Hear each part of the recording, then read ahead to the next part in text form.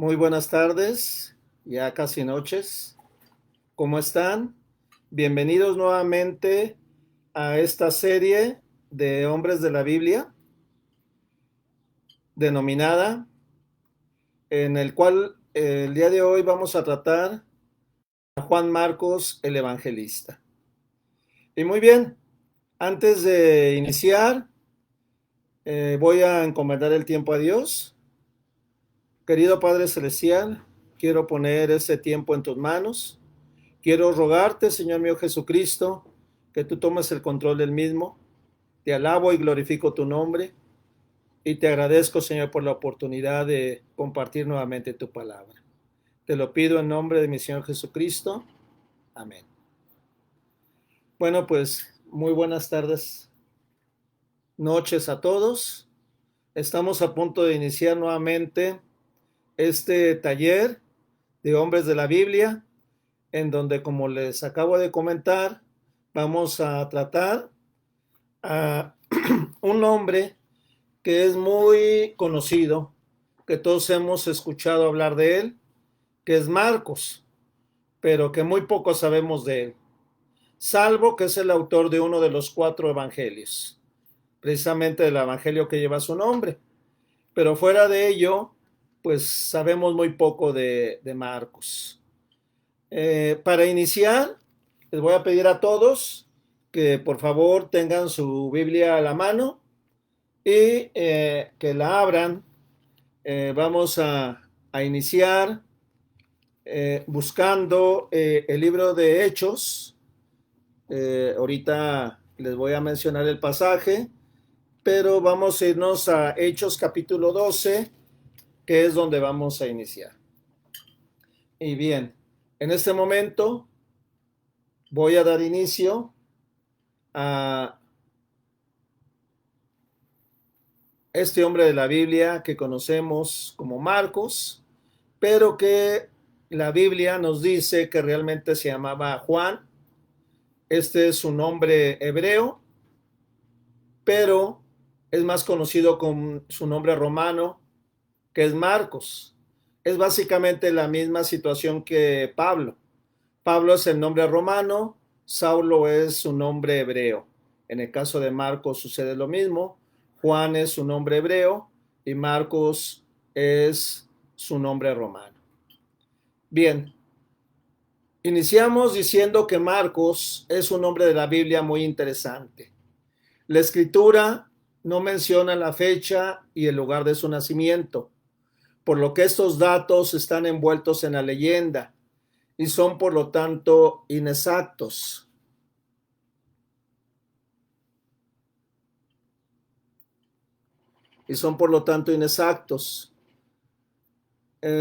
Cada erudito da su propia opinión, que va desde que Marcos nació desde el año 5 de nuestra era, hasta otros que sitúan la fecha de su nacimiento en el año 18, pasando por otros eruditos que mencionan los años 15 y 17. Parece que las fechas más tardías son las más probablemente correctas. Lo más seguro es que Marcos nació entre el año 15 y 18 de nuestra era.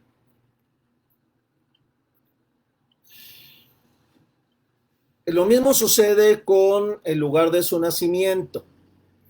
Hay algunos eruditos que sugieren que Marcos nació en Jerusalén, y esto tal vez pudiera parecer lo más correcto, pero también hay eruditos que sitúan el lugar de nacimiento de este hombre en sitios tan diversos como Cirene, en Libia, Noráfrica.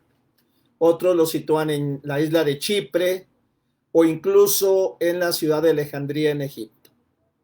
Tal vez nunca sepamos a ciencia cierta en dónde nació realmente Marcos. Su nombre judío era Juan, como ya lo hemos dicho, pero tenía por sobrenombre Marcos, que era su nombre romano.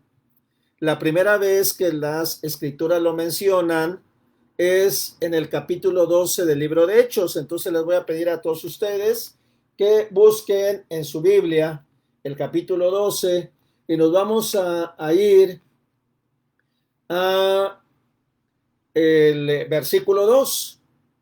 Pero miren, antes de ir al versículo 2, quiero decirles que el capítulo 12 de Hechos aproximadamente relata sucesos acontecidos en el año 45 de nuestra era.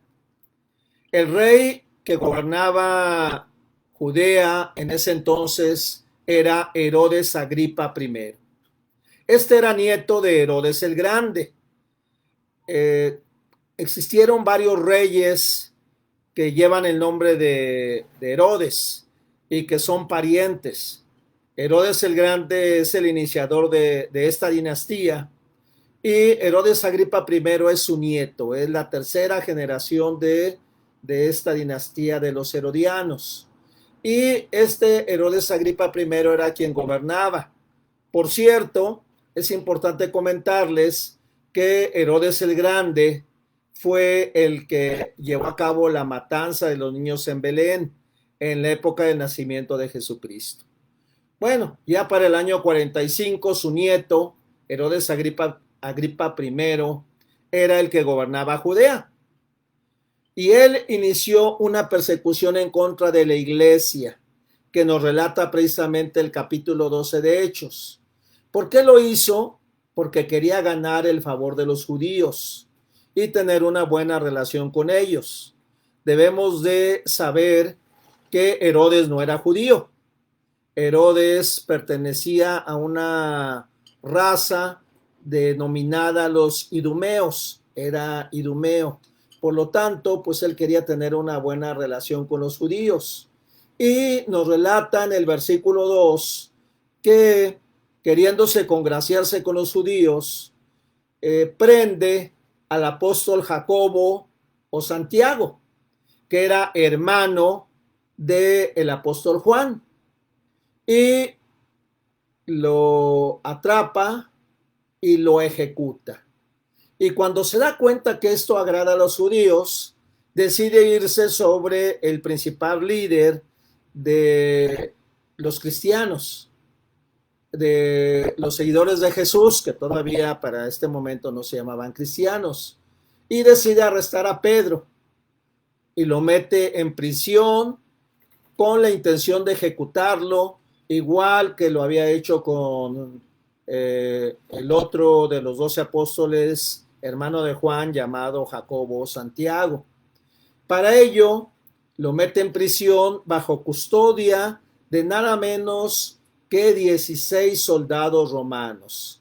Si nos vamos al capítulo 12, les voy a pedir que busquemos los versículos 4 y 5 de su Biblia y vamos a leer que dice: y habiéndolo tomado preso, lo puso en la cárcel, entregándole a 4 grupos de 4 soldados cada uno, para que lo custodiasen, y se proponía sacarlo al pueblo después de la Pascua.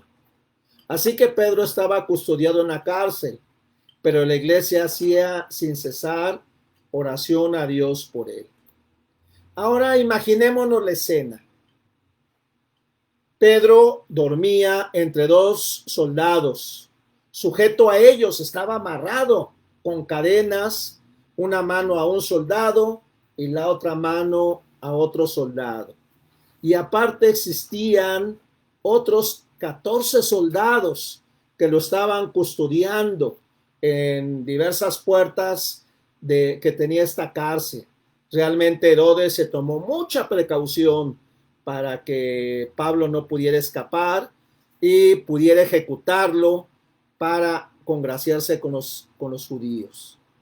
Pero entonces nos dice el versículo 7 del capítulo 12 de Hechos: y he aquí que se presentó un ángel del Señor, y una luz resplandeció en la cárcel, y tocando a Pedro en el costado, le despertó diciendo: levántate pronto. Y las cadenas se le cayeron de las manos. Le dijo el ángel: cíñete y átate las sandalias. Y lo hizo así. Y le dijo: envuélvete en tu manto y sígueme. Y saliendo le seguía, pero no sabía que era verdad lo que hacía el ángel, sino que pensaba que veía una visión.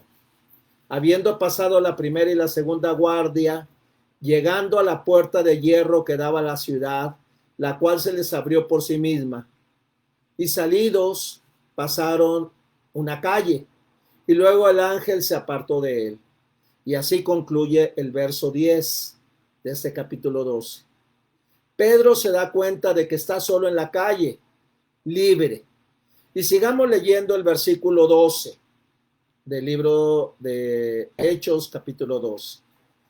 Y nos dice, llegó a casa de María, la madre de Juan, el que tenía por sobrenombre Marcos, donde muchos estaban reunidos orando.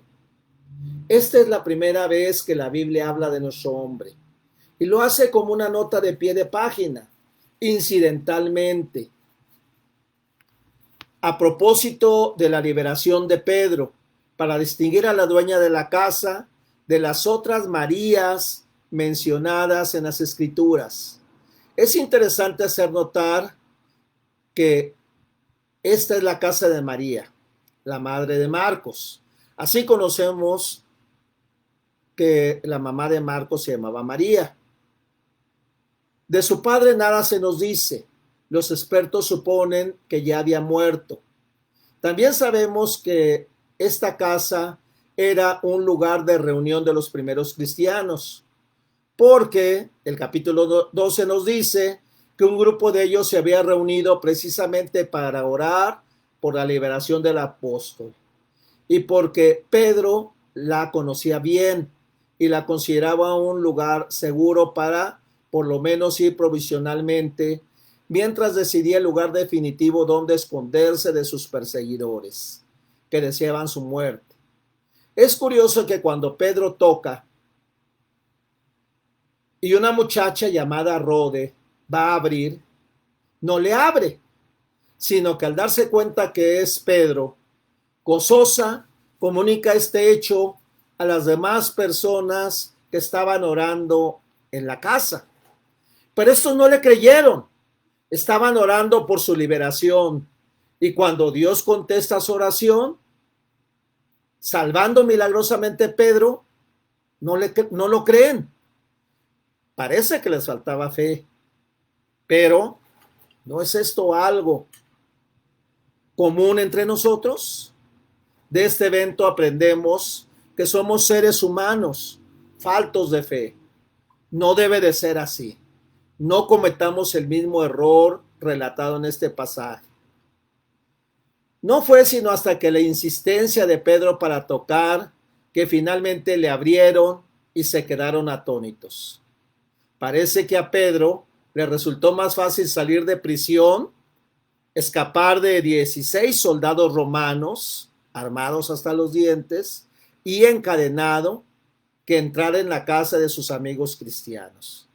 Qué paradoja. Pero algo que podemos saber de esto es que, primero, su madre era cristiana. Por lo tanto, Marcos fue criado en un hogar cristiano. Y segundo, que Pedro conocía y era amigo de la madre de Marcos, y por ello también del propio Marcos.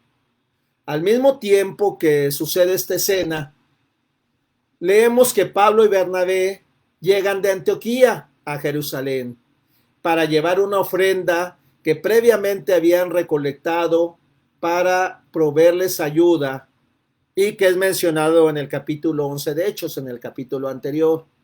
Esto debido a una hambruna que un profeta menciona en Hechos 11:28 y que la escritura nos dice que se llamaba Agabo. Y cumplida su labor, regresan a Antioquía. Pero nos dice la escritura que no lo hacen solos. En Hechos 12:25 se nos dice, y Bernabé y Saulo, cumplido su servicio, volvieron de Jerusalén, llevando también consigo a Juan, el que tenía por sobrenombre Marcos. Nuevamente aquí encontramos a nuestro hombre. Pero, ¿qué sucedió con el tirano de Herodes? porque aquí nos quedamos en pausa para saber qué pasó con él. Bueno, el mismo capítulo 12, que posteriormente ustedes pueden leer, nos cuenta que Pedro fue liberado, que después de que Pedro fue liberado, los soldados no pudieron explicar su desaparición, por lo que Herodes mandó matarlos. Y después de esto, estando en Cesarea, aceptó ser aclamado como Dios, y un ángel del Señor le hirió, por cuanto no dio gloria a Dios, y expiró comido de gusanos. Un final adecuado para un tirano que se creía Dios. Regresando a Marcos, debemos de decir en primer lugar que Antioquía era una importante ciudad situada en Siria. Este país Siria, que todavía existe, se encuentra situado al norte de Israel, más o menos al noreste de Israel, y era la tercera ciudad más grande del Imperio Romano, donde se había establecido la primera iglesia del mundo gentil. Ahora, cabe preguntarnos, ¿por qué Pablo y Bernabé decidieron llevar consigo a Marcos a Antioquía? La primera razón la podemos encontrar en Colosenses 4:10. En esta carta de Pablo, Colosenses 4:10, que podemos buscar en nuestra Biblia, nos dice Marcos, el sobrino de Bernabé. Bueno, de aquí aprendemos que Marcos era pariente de Bernabé. Seguramente era hermano o cuñado de María, la madre de Marcos. Por lo tanto, era su tío. Y por ese motivo, ciertamente es muy probable que llegaron y se hospedaron en casa de la mamá de Marcos.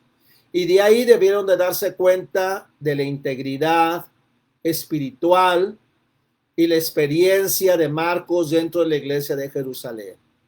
Así que Bernabé convenció a Pablo de la utilidad de Marcos y se lo llevaron para que sirviera en la iglesia de Antioquía como su asistente. Y más tarde, cuando el Espíritu Santo los llamó a lo que sería el primer viaje misionero, ellos decidieron llevar a Marcos como su ayudante, según nos los relata el capítulo 13 del libro de Hechos. Nos dice el capítulo 13 que ellos navegaron a la isla de Chipre. Sin embargo, después de haber predicado el evangelio en esta isla, zarpando de Pafos y llegando a una ciudad que se llamaba Perge de Panfilia, nos dice el versículo 13 que Juan, apartándose de ellos, volvió a Jerusalén. Sencillamente Juan desertó. No pudo soportar las dificultades y penurias que habían tenido y sufrido en Chipre y decidió regresar a Jerusalén, a casa de su mamá. Se va no a causa de la iglesia que había decidido servir y que estaba en Antioquía, sino a casa de su mamá. No hay excusa para la cobardía de Marcos, para su miedo y absoluta falta de confianza en el poder y el propósito de Dios. Varios años después, Pablo y Bernabé terminan su primer viaje misionero y después de regresar a Antioquía, deciden salir nuevamente al que sería su segundo viaje misionero. Y nos dice el verso 36 del capítulo 15 del libro de Hechos. Buscando el verso 36 de este capítulo 15, leemos: después de algunos días, Pablo dijo a Bernabé: volvamos a visitar a los hermanos en todas las ciudades en que hemos anunciado la palabra del Señor para ver cómo están. Y sigue diciendo el versículo 37. Y Bernabé quería llevar consigo a Juan, el que tenía por sobrenombre Marcos. Bernabé todavía cree en su joven sobrino, pero Pablo no le pareció bien llevar consigo al que se había apartado de ellos desde Panfilia y no había ido con ellos a la obra. Pablo lo veía como un desertor. Bernabé lo veía como un hombre útil y quería darle otra oportunidad. Dice el verso 39, y hubo tal desacuerdo entre ellos que se separaron el uno del otro. Bernabé, tomando a Marcos, navegó a Chipre, y Pablo, escogiendo a Silas, salió encomendado por los hermanos a la gracia del Señor, y pasó por Siria y Cilicia, confirmando las iglesias.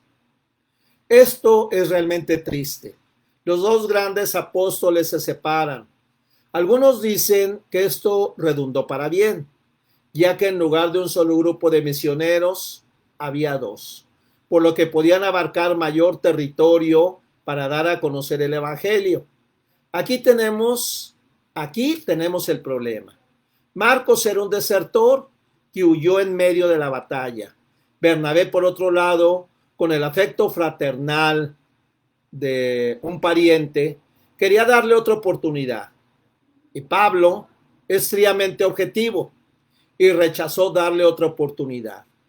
El desacuerdo es tan grande que se separan, se dividen y se lanzan en viajes separados.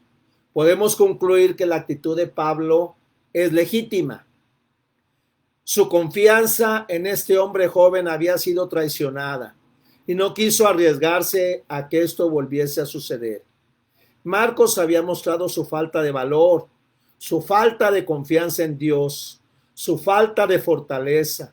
Literalmente se encaprichó y abandonó su puesto. Abandonó la misión y su deserción es indefendible. Es por ello que Pablo no quiso que fuera con él. Seguramente Marcos se sintió avergonzado de ser la causa de la separación de ambos apóstoles. Pero también Bernabé, el hijo de la consolación, ciertamente hizo todo lo posible por consolarlo, por confortarlo, animarlo y restaurarlo. 10 años después, Pablo está bajo arresto en Roma y escribe lo que conocemos como las epístolas de la prisión. Y él escribe la carta a los Colosenses, que ya nos referimos a ella. Esta carta fue escrita a la iglesia de Colosas, que se encuentra en lo que actualmente es Turquía. Y leemos en el verso 10 y 11 del capítulo 4 de dicha carta. Aristarco, mi compañero de prisiones, os saluda. Y Marcos, el sobrino de Bernabé, acerca del cual habéis recibido mandamiento. Si fuera a vosotros, recibidle. Y Jesús llamado Justo, que son los únicos de la circuncisión que me ayudan en el reino de Dios, y han sido para mí un consuelo. Un momento, ¿qué sucede? 10 años después, Marcos se ha reconciliado con Pablo, y ahora es su colaborador. Desde la prisión en la que se encuentra sometido el apóstol en Roma, escribe Pablo. Marcos, junto con los otros mencionados en el versículo, le ayudan en el reino de Dios y son un consuelo para el apóstol. Y también dice, si Marcos llega a ir a Colosas, las instrucciones que Pablo le da a estas iglesias, a esta iglesia, es de que le reciban como antes ya les ha dado mandamiento. La actitud de Pablo ha cambiado. Antes lo vio como un cobarde en quien no se puede confiar, por lo que no le quería cerca de él. Pero ahora lo ve como un colaborador que debe ser bienvenido y que ha probado ser un confort para el apóstol. En otra carta contemporánea a la de Colosas, la epístola a Filemón, esta es una carta de un solo capítulo. En el versículo 24, lo podemos buscar en Filemón, versículo 24, nos dice, Marcos, Aristarco, Demas y Lucas, mis colaboradores. Ahora Marcos está en el equipo de Pablo. ¿Qué sucedió por este cambio? Bueno, antes de ver qué sucedió, quiero hacer un breve paréntesis y comentar que muy probablemente esta es una ocasión en donde dos escritores de nuestros evangelios, Marcos y Lucas, se encuentran juntos, apoyando a Pablo. Pero volviendo a la pregunta, Marcos ha sido restaurado, por esto este cambio. Pero ¿qué fue lo que cambió a Marcos? ¿Qué le sucedió? ¿Qué fue lo que lo transformó de ser un cobarde espiritual y un desertor a ser un alabado y amado colaborador de Pablo? Seguramente fue Pedro, alguien que tenía experiencia de primera mano por haber sido también un desertor y posteriormente ser restaurado por nuestro Señor Jesucristo. Otro pasaje que nos habla de Marcos y que nos da luz acerca de su vida es la primera carta del apóstol Pedro. Y si buscamos esta primera carta del apóstol Pedro en el capítulo 5, versículo 13 nos dice: la iglesia que está en Babilonia, elegida juntamente con vosotros, y Marcos, mi hijo, os saluda. Aquí encontramos nuevamente a Marcos, ahora apoyando a Pedro en Roma. La mayoría de los expertos coinciden en que el nombre de Babilonia es un eufemismo, pues Roma se parecía mucho a lo que fue Babilonia. Y aquí tenemos a Pedro diciendo que Marcos es su hijo. Nuevamente, la mayoría de los expertos coinciden en que no es su hijo biológico, sino espiritual. En los años en que no sabemos nada de Marcos, es porque se estaba siendo discipulado por Pedro, y es probable que también el mismo Pedro le compartiera el evangelio. Sabemos que Pedro conocía muy bien a María, la madre de Marcos, porque cuando fue liberado milagrosamente fue a la primera casa donde se dirigió, como lo vimos al inicio, por lo que indudablemente conocía a Marcos. Cuando Marcos desertó y volvió a Jerusalén, se reencontró con Pedro, y Dios usó a Pedro para restaurarlo y volverlo a ser útil. La mención de Pedro en su primera epístola nos lleva a pensar que este apóstol llevó nuevamente a Marcos a Roma, y esto acontecía en el año 65. Y en ese tiempo Pedro fue ejecutado por Nerón. Permaneció Marcos a su lado a la hora de su muerte. La última mención en la escritura de Marcos se encuentra en la segunda carta de Pablo a Timoteo. Vamos a ir ahora a la segunda carta de Pablo a Timoteo, en el capítulo 4, versículo del 9 al 11. Ahora, Pablo se encuentra aproximadamente en el año 67, nuevamente preso en Roma, en lo que los expertos señalan fue su segundo encarcelamiento, poco antes de ser ejecutado por el déspota emperador Nerón. Su martirio es inevitable y Pablo lo sabe. El Señor Jesucristo ya se lo ha dado a conocer. Y en este contexto escribe su última carta, en la que hace una maravillosa despedida final. Y en el capítulo 4, como ya les dije, versículos de 9 al 11, le dice a Timoteo: procura venir pronto a verme, porque Demas me ha desamparado, amando este mundo, y se ha ido a Tesalónica. Crescente fue a Galacia y Tito a Dalmacia. Solo Lucas está conmigo. Toma a Marcos y tráele contigo, porque me es útil para el ministerio. Sabemos que Marcos estuvo presente con Pablo en su primer encarcelamiento, ocurrido aproximadamente en el año 61-62. Después de la liberación de Pablo, desconocemos el camino de Marcos, hasta que, acompañando a Pedro, regresa a Roma para estar con el apóstol en su ejecución, ocurrida en el año 65. Después le perdemos la pista, hasta que en el año 67 Pablo solicita a Timoteo que venga con Marcos a Roma. Nada nos impide suponer que así fue, de tal forma que Marcos no solo tuvo el privilegio de servir a dos de los más grandes apóstoles de Jesucristo, Pedro y Pablo, sino que estuvo junto a ellos en los últimos días de su vida, ministrándoles como un íntimo y fiel amigo. Pero aquí no termina la contribución de Juan Marcos para nuestro Dios. La tradición unánime lo señala como el escritor del segundo evangelio, que lleva precisamente su nombre. Así también los llamados padres de la iglesia nos lo hacen saber. Según Papías de Heriápolis, escribió en el siglo II que Juan el Anciano, que se identifica con el apóstol y autor del cuarto evangelio Juan, le había dicho precisamente a Papías que este evangelio, que hoy conocemos como el de Marcos, lo escribió precisamente Juan Marcos en una obra perdida, lo menciona, pero que es citada por otro padre de la iglesia llamado Eusebio de Cesarea en su historia eclesiástica del siglo IV. También Irineo de León, en el año 180, escribió: tras su partida, se refiere a la muerte de Pedro y Pablo, Marcos, discípulo e intérprete de Pedro, recogió por escrito lo que había sido predicado por Pedro. Jusino Mártir también cita una información en la que dice que el evangelio de Marcos son las memorias de Pedro.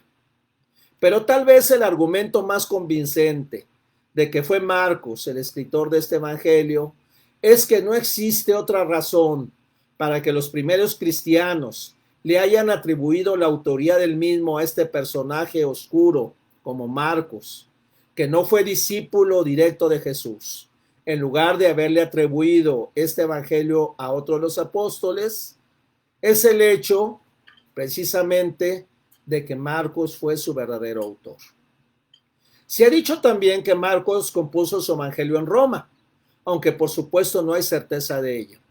La fecha de su composición va desde el año 50 hasta el año 65 después de Cristo, aun cuando hay eruditos que sitúan la fecha de su composición hasta los años 70 o 75. Este evangelio fue escrito en griego y sus destinatarios son cristianos de origen pagano, más que los judeocristianos. Las razones por las que se cree que sus destinatarios eran cristianos de origen pagano son las siguientes. Primero, cada vez que se emplea un término en hebreo o en arameo, lo traduce al griego, lo que hace suponer que se dirige a una audiencia no familiarizada con estos idiomas. Utiliza también la traducción al griego del Antiguo Testamento y no su versión original en hebreo.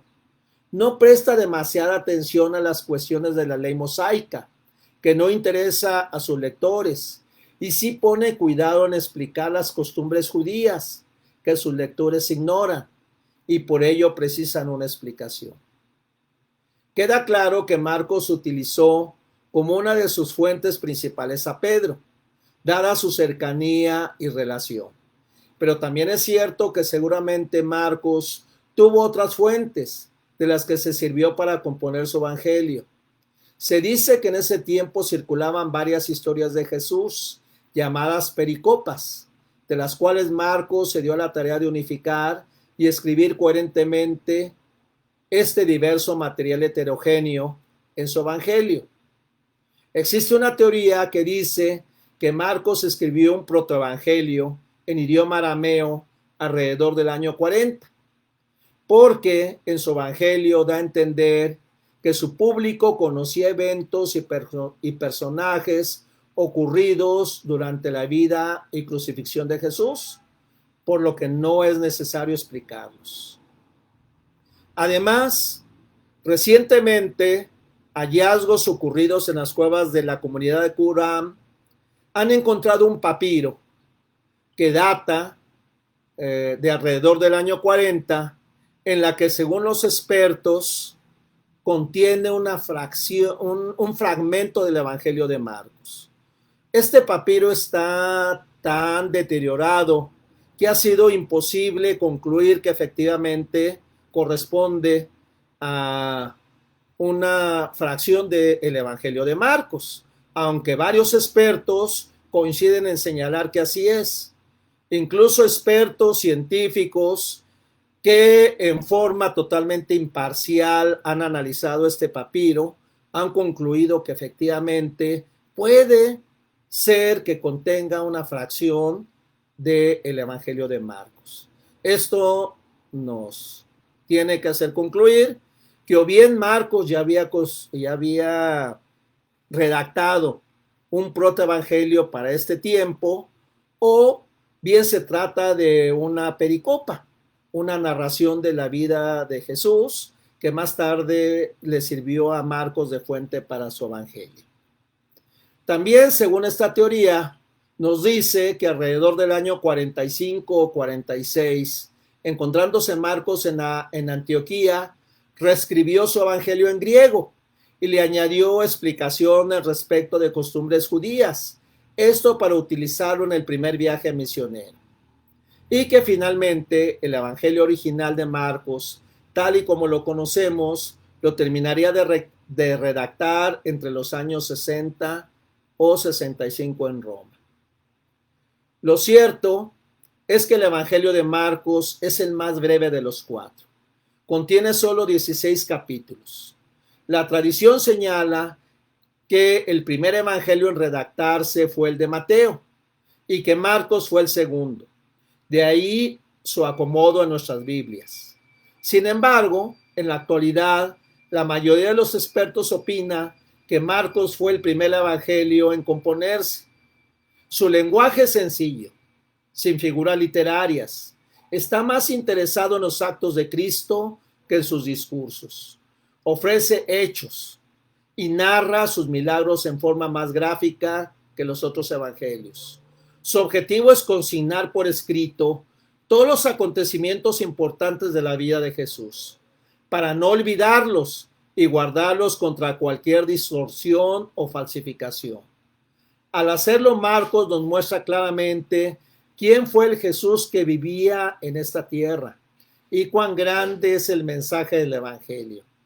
Este mensaje nos ofrece la vida en el reino de Dios, la vida con un Dios con el que hemos sido reconciliados a través de la muerte y la resurrección de nuestro Señor Jesucristo.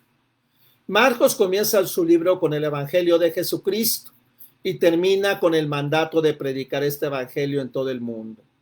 El propósito final entonces es mostrar la grandeza del Señor Jesús y la importancia de la predicación del Evangelio. Proporciona una declaración escrita de la redención a través de Jesús, con un énfasis adecuado para los gentiles cristianos. Jesús es el perfecto siervo del Señor. En su evangelio, Marcos nunca se identifica como su autor, lo que ha llevado a muchos expertos a dudar de que él sea el escritor. Pero en contra de esto, se ha dicho que fue por humildad que Marcos no se identifica. A él no le interesa exaltarse. Lo que a él le interesa es exaltar la figura de nuestro Señor Jesucristo, no la suya. Dentro del Evangelio de Marcos viene el siguiente pasaje que muchos consideran se refiere a él. Esto en el capítulo 14, versículos 51 y 52. Si vamos rápidamente al Evangelio de Marcos, en el capítulo 14, versículos 51 y 52, leemos: pero cierto joven le seguía, cubierto el cuerpo con una sábana, y le prendieron. Mas él, dejando la sábana, huyó desnudo. Este pasaje está dentro del arresto de nuestro Señor Jesucristo en el huerto de Getsemaní o de los Olivos. Y es el único evangelista que lo narra. Los comentaristas opinan que la única razón de que aparezca en el evangelio sin mencionar el nombre del joven es porque se refiere al propio autor de este evangelio, es decir, a Marcos mismo, quien por lo antes dicho no se identifica. De ser cierto esto, Marcos fue testigo ocular por lo menos del arresto de nuestro Señor Jesucristo. Hay otros que lo identifican como uno de los 70 discípulos de Cristo que envió de dos en dos a predicar el reino de Dios en Lucas capítulo 10, versículo 1. Aunque esta suposición es incierta y poco probable. También es importante señalar que la casa de la mamá de Marcos es señalada por otros como el lugar en donde ocurrieron eventos como la última cena, relatada en los 4 evangelios, señalando estos que el hombre que llevaba el cántaro era el propio Marcos. Esto lo leemos en el capítulo 14, versículo 13 del Evangelio de Marcos. Y la venida del Espíritu Santo el día de Pentecostés, relatada en Hechos capítulo 2, versículos del 1 al 12, se dice que también ocurrió en la casa de la mamá de Marcos. Sin embargo, eso tampoco está probado y solo son suposiciones hechas por expertos. La información que tenemos de su muerte es tan incierta como la que tenemos de su nacimiento. La tradición lo ubica después de la muerte de los apóstoles Pedro y Pablo en Alejandría, en Egipto, de donde algunos de los padres de la iglesia afirman que fue nombrado obispo y que murió mártir en dicha ciudad, el 25 de abril del año 68. Aunque estas afirmaciones datan del siglo IV, muy posteriores a su muerte, por lo que esta pudo haber ocurrido en otro lugar y en otra fecha. Lo que sí es probablemente cierto es que murió mártir, como la mayoría de los líderes cristianos de aquel tiempo. En conclusión, ¿qué enseñanza nos deja la vida de este hombre? Básicamente dos. Primera, su restauración. Dios está buscando restaurar hombres caídos. Un ejemplo es el propio Marcos. De él aprendemos que un hombre que desertó del ministerio por miedo y cobardía y que abandonó a sus compañeros de lucha, Pablo y Bernabé, dejándolos solos y volviendo a Jerusalén a casa de su madre, con una absoluta falta de confianza en el poder y propósito de Dios, y que fue rechazado años más tarde por el propio Pablo, quien le había perdido la confianza, fue restaurado, como lo vimos en ese taller. Y años después está nuevamente en el equipo de Pablo, en su primer encarcelamiento en Roma, y lo llama su colaborador y que ha sido un gran consuelo para él. Le dice que deben de recibirle con solicitud por su labor, y en su segundo encarcelamiento, poco antes de morir, le pide a Timoteo que lo traiga a Roma con él, porque él es útil para el ministerio. Pero no solo eso, sino que Dios lo escogió para un gran privilegio: ser usado por el Espíritu Santo para escribir sin error, por inspiración divina, uno de las 4 biografías de nuestro Señor Jesucristo. Precisamente el que pudiera parecer ser el hombre menos indicado, un cobarde desertor, pero que Dios había restaurado plenamente. Esto es una gran esperanza para nosotros, cuando también le hemos fallado al Señor. Él también nos puede restaurar y usar para cosas grandiosas, como lo hizo con Marcos. Y en segundo lugar, aprendemos de él su humildad. Al escribir su evangelio, no le interesa darse crédito. Él sabe cuál es su papel y a quién importa resaltar. Solo a nuestro gran Dios, el Señor Jesucristo. Por ello nunca menciona que Él es el autor del segundo evangelio. Debemos de aprender de Él. Solo Dios y nuestro Señor Jesucristo merecen toda la gloria, no nosotros. Oremos. Padre de mi Señor Jesucristo, gracias te damos por lo que aprendemos de este hombre relatado en la Biblia, de Marcos, el evangelista. Gracias porque aprendemos de él que podemos ser restaurados, que no importa si te hemos fallado, si hemos cometido errores, tú nos restauras y puedes usarnos para cosas grandiosas, como fue el caso de Pedro y como es el caso de Marcos, su discípulo.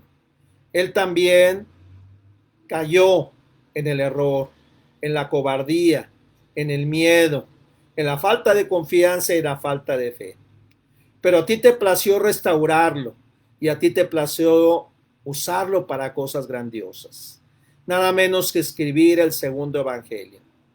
Y así como a él lo utilizaste para este privilegio que es ser uno de tus biógrafos, así también nos puedes usar a nosotros para cosas grandiosas de tu reino. También aprendemos de él su humildad. A él no le interesó exaltarse. A Él le interesó exaltarte a ti, mi Señor Jesucristo. Darte toda la gloria a ti, que eres el único que merece todo el honor, todo el poder y toda la gloria. Y de eso aprendemos de Él. Permite que esto quede en nuestro corazón y que lo usemos en nuestra vida. Te lo ruego en nombre de mi Señor Jesucristo. Amén. Muchas gracias por permitirme compartir la vida de este gran hombre de la Biblia, Marcos.